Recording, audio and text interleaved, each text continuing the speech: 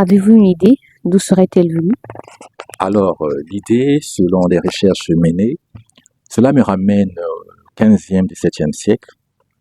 Déjà, les marins français et espagnols, dans leur expédition lointaine, se sentant seuls, solitaires, et du coup, ces derniers avaient besoin des dames de voyage. Ils ont commencé avec des poupées sexuelles en bois, et constatant que cette matière ne répondait pas, pouf, c'est des poupées sexuelles en chiffon. Ils sont arrivés après en poupées sexuelles gonflables ou en plastique.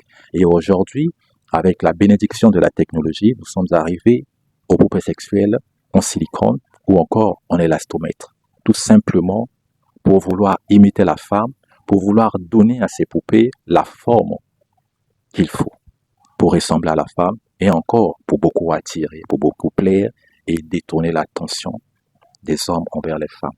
Pourquoi sinon quelles seraient les raisons d'une telle fabrication?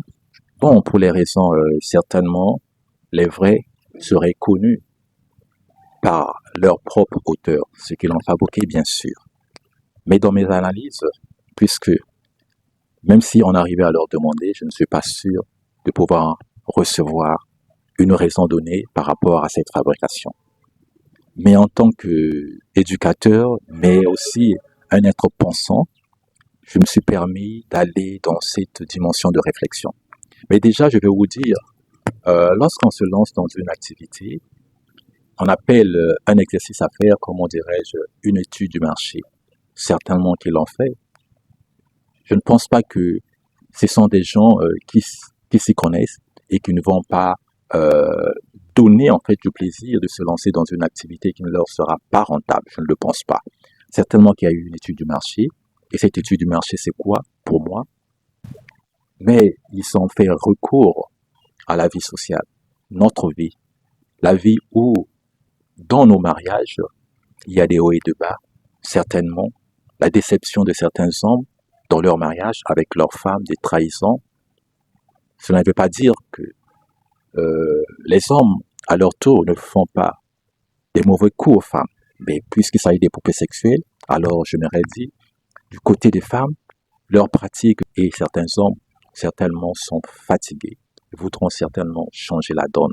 Et je dirais aussi, pourquoi pas l'Afrique? L'Afrique, avec certaines pratiques aujourd'hui qui est dénoncée, et malheureusement, nous restons là. Et qui, certainement, pour pouvoir changer aussi, ces poupées sexuelles viendront pour faire une correction. Correction pour dire, ben voilà, si la dot qualifiée aujourd'hui de commercial restait ainsi, alors pourquoi pas prendre une poupée sexuelle qui coûterait moins, 10 fois moins que le prix du mariage commercial. Voilà, en d'autres mots, des raisons que j'apporte qui sembleraient peut-être aussi être justes que cela.